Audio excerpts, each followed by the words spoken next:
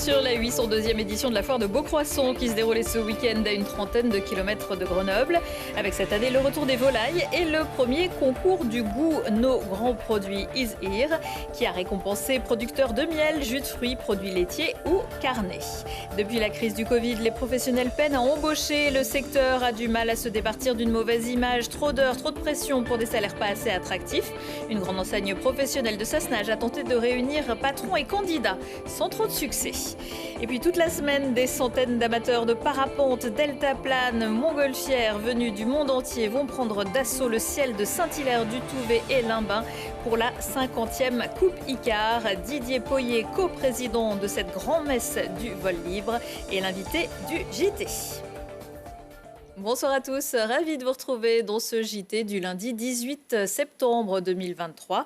Du lundi au vendredi à partir de 18h, l'essentiel de l'actualité du Grand Grenoble. Adieu veaux, vaches, cochons, mais aussi lapins, chevaux et volailles. La 802e foire de la Beaucroissant a fermé ses portes dimanche soir après avoir accueilli près d'1 million de visiteurs en 3 jours. Une vitrine du monde agricole et de la marque Is Here créée par le département de l'Isère pour mettre en avant les produits locaux, éthiques et responsables. Pour la première fois cette année, un concours a même récompensé les meilleurs représentants. Lina Badreddine. Elle n'a pas pris une ride, pourtant, elle était déjà née au Moyen-Âge. Avec plus de 800 ans derrière elle, la foire de Beaucroissant est la plus vieille foire de France et avec entre 800 000 et 1 million de visiteurs, elle est aussi la plus grande foire rurale. Ça représente une légende parce que ça fait entre 800 ou 900 ans qu'elle existe. Chaque année je viens ici, on est fiers de cette foire, il fait bon aujourd'hui et puis on est fiers de tous les gens qu'on connaît. Chaque année, moi, il y a des gens qui viennent me voir pour mes ceintures. C'est véritablement l'ADN de la commune. La foire, elle existe depuis plus de 800 ans. Ça veut dire que les habitants, ils ont toujours vécu avec elle, toujours.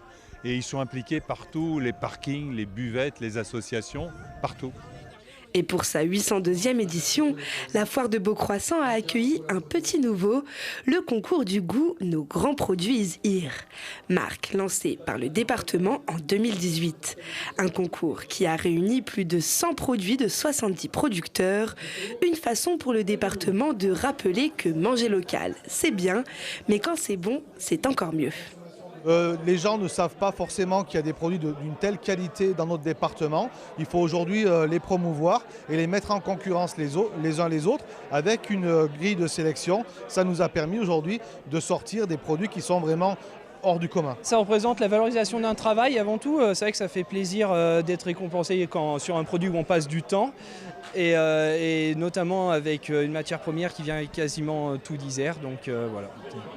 Noix, laitage, jus et nectar de fruits. Au total, 18 catégories ont été évaluées et ont reçu le diplôme de saveur d'or. La petite sœur de la Beaucroissant d'automne, la Beaucroissant de printemps, se déroulera, elle, en avril. Difficile de remettre le couvert. À la foire de la Beaucroissant, on retrouve chaque année une vingtaine de restaurants éphémères, des extras qui se font de plus en plus rares sur la durée. En cuisine et en salle, les candidats ne se bousculent pas en raison des conditions de travail dans les restaurants, jugées trop précaires. Pourtant, le secteur fait des efforts, comme l'a constaté Ambre Croiset lors d'une journée de recrutement. Un forum de l'emploi presque désert au milieu de rayons remplis de marchandises. Des professionnels de la restauration attendent désespérément la venue de candidats, à croire que ce secteur n'attire plus, au grand désespoir des restaurateurs. J'ai rendez-vous avec 0 candidat. On recrute toujours difficilement du personnel. Toujours difficile effectivement de trouver du personnel qui soit disponible pour l'hiver, sur des saisons d'hiver, oui. Certains restaurateurs présents ont un besoin considérable de renfort derrière leurs fourneaux, mais les contraintes du métier font rapidement rendre le tablier. On a discuté avec le monsieur qui est en restauration, donc il recherche des personnes activement, mais il a du mal à trouver. À chaque fois, c'est des personnes qui sont pas trop sérieux, voilà, donc il a du mal à trouver du personnel. Du travail, il y en a. C'est les horaires en fait qui sont compliqués en restauration. Donc quand on est célibataire, ça va, mais quand on a une famille derrière, c'est un peu compliqué. Alors, pour stimuler les candidats à passer les portes de la restauration, cette enseigne grossiste a organisé ce forum pour venir en aide aux professionnels. L'objectif, comme vous le savez, c'est d'apporter des solutions de soutien sur une problématique qui est commune à tous nos clients, à savoir le recrutement, en les mettant en relation finalement avec des candidats motivés et leur permettre ainsi de continuer à maintenir ou à développer leur activité. D'après le site Pôle emploi de l'Isère, le secteur de la restauration propose actuellement plus de 1600 postes dans la région grenobloise. Des offres d'emploi seront également proposées lors de la course des garçons de café organisée par l'Union des métiers et des industries de l'hôtellerie de l'Isère. Elle aura lieu mercredi après-midi, place Victor Hugo à Grenoble, avec aussi des démonstrations par les élèves des écoles hôtelières et CFA. De métro à métropole, en partenariat avec l'Agence locale de l'énergie et du climat, l'ALEC et Enedis, le service Métro Énergie, qui se propose d'accompagner les habitants dans leurs économies d'énergie, vous propose d'enlever un peu les doigts de la prise et de participer au challenge électricité. C'est bon pour la planète et le porte-monnaie. 4 semaines, 4 missions. Les premières consignes sont envoyées ce lundi. Plus d'infos sur métroénergie.fr.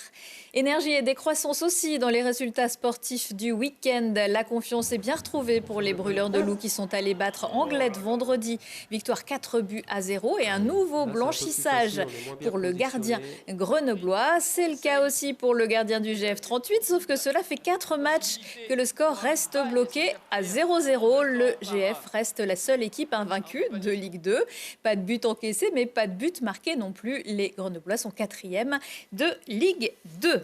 Des performances de haut vol, c'est ce qui nous attend cette semaine grâce à la Coupe Icare, la grand-messe du vol libre qui attire chaque année à Saint-Hilaire-du-Touvet et Limbin des milliers de pratiquants mais aussi de visiteurs pour le plaisir de voir le rêve d'Icare s'accomplir. Heureusement, la descente est généralement plus festive que le mythe. Et pour en parler, je suis ravie d'accueillir le coprésident de la Coupe Icare. Bonsoir Didier Poyet.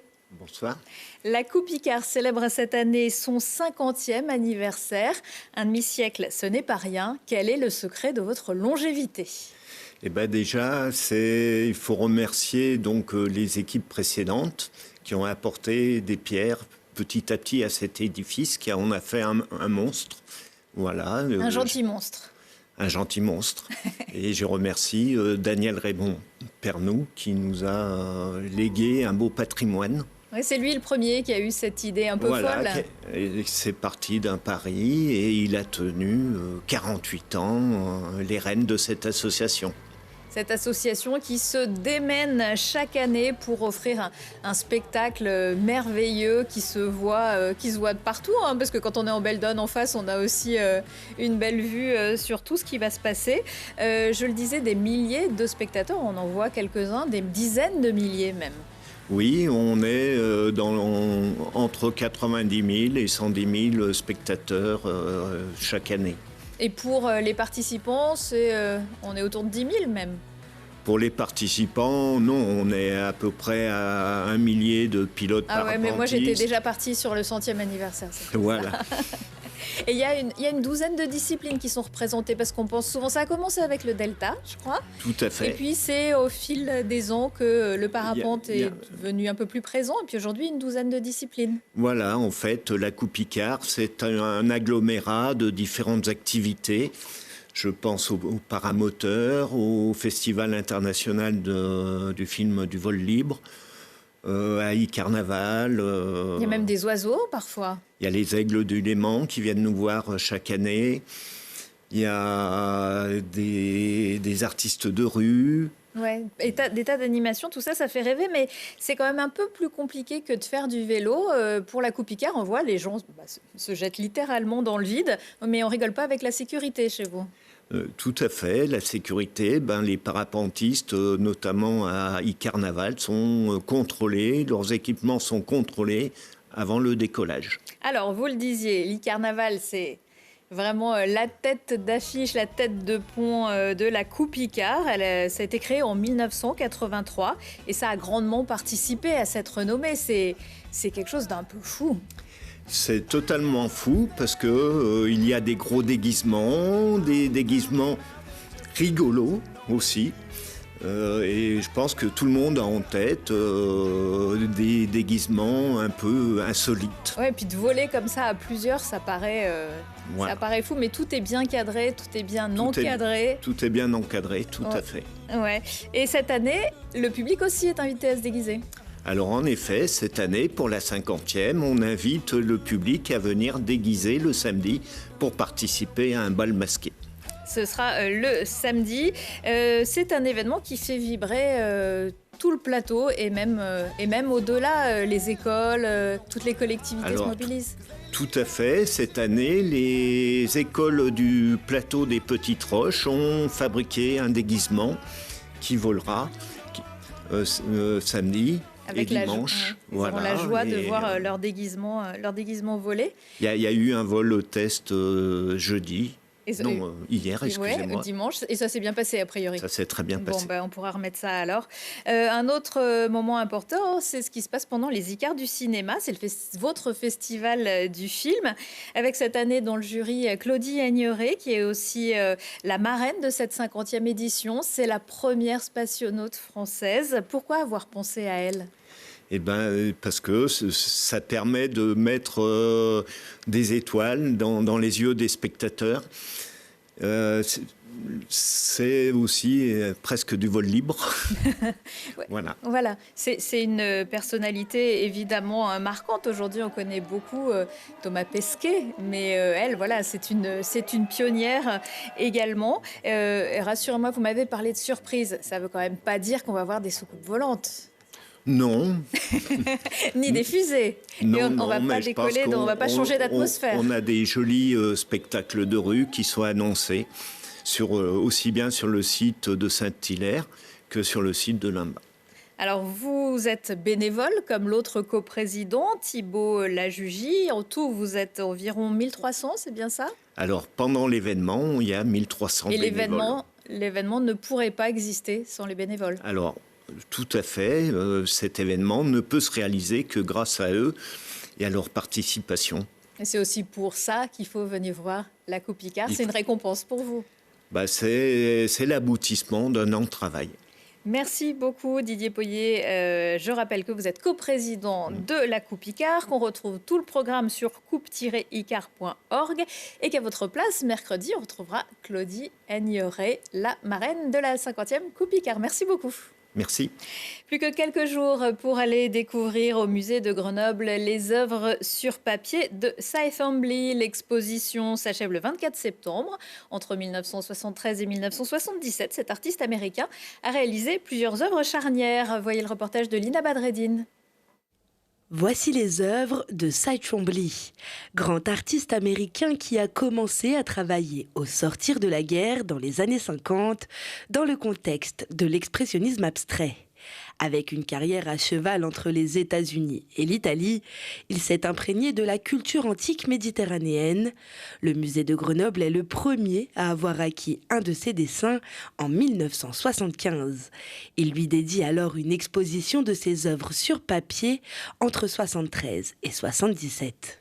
Le style de Twombly, il est un peu difficile à décrire. C'est un artiste qu'on qualifie de lettré. C'est avant tout quelqu'un de très cultivé, qui s'est passionné pour la littérature. Et en même temps, il y a effectivement une forme d'opposition entre d'un côté un artiste très cultivé et de l'autre, effectivement, des gribouillis, des cryptogrammes, des salissures, un peu comme a fait Basquiat peut-être dans son sillage. Chose qui l'a amené à être très critiqué même par ses pairs. Quand certains qualifiaient son travail de fiasco, d'autres y voyaient une grande subtilité et une grande élégance. C'est une évocation de la nature et dans ces années 70, on a un caractère effectivement très bucolique, très très fort. Et voilà, Twombly se passionne pour la nature et là c'est l'évocation du retour d'une excursion dans la nature et c'est le frémissement en fait des herbes qu'il parvient à rendre à sa façon, à nul autre pareil, je dirais, à travers ce frémissement des vers, ces ratures et ces gribouillis si singuliers. Une série intitulée Virgile va être un tournant dans l'œuvre de Twombly, où il s'intéresse au papier. Et Virgile apparaît ici comme une évocation, comme un écho, c'est-à-dire qu'il nous fait revivre Virgile, l'auteur de l'Énéide, des Géorgiques, des Bucoliques, et il le fait apparaître comme un écho, et c'est vraiment aussi ce que disait Roland Barthes à son sujet, c'est l'effet Méditerranée, c'est comment faire revivre tout ce passé, toute cette histoire méditerranéenne, toute cette culture antique, c'est ce que parvient à faire Twombly à travers ses dessins. Et en 1976, Twombly revient à une pratique qu'il avait abandonnée à la fin des années 50, la sculpture. Comme vous le voyez, en fait, ce sont des sculptures réalisées à partir de matériaux de peu, des matériaux souvent récupérés, ici certainement des rouleaux de papier à dessin, et qu'il a tout simplement enduit de peinture, de cémentite, et qui leur confère, on va dire, un aspect comme ça assez singulier, presque spectral, et on a l'impression que ces sculptures se dématérialisent littéralement. L'exposition du musée de Grenoble réunit nombre d'œuvres de Cy Twombly à peine connues. Certaines sont même inédites. Et on connaît désormais le nom de celui qui remplacera Guy Tosato, le conservateur du musée de Grenoble ayant fait valoir ses droits à la retraite. Il s'agit de Sébastien Gaucalpe qui dirige le musée de l'immigration à Paris depuis 2019. Il prendra ses fonctions le 1er janvier prochain. Merci, bonsoir. Ce n'est pas la fin du JT, mais le festival d'art de rue et de musique organisé par les associations Mix Art et le Prunier Sauvage. La 8e édition démarre mardi dans les parcs Bachelard, Parc des Arts de Grenoble, avec des spectacles à prix libre et en plein air, comme demain soir, justement au Théâtre de Verdure, un ciné-concert par les Barbarins Fourchus, avec Lumina, Touma Guité et Richard Pesanti mettent en œuvre des musiques, des œuvres inspirées de mythes et contes traditionnels venus d'Europe de l'Est. Grenoble participe à la Journée mondiale des sourds après avoir donné le coup d'envoi de la manifestation samedi. L'association des sourds de Grenoble, qui veut briser les barrières entre sourds et entendants, propose plusieurs rendez-vous cette semaine. Parmi les événements à venir, une projection de court-métrage mardi, des ateliers de bébé signe mercredi à Fontaine ou encore une conférence du comédien Vivien Laplane en fin de semaine. Retour de l'actu dans 1 heure et en replay sur télégrenoble.net. Excellente soirée à tous.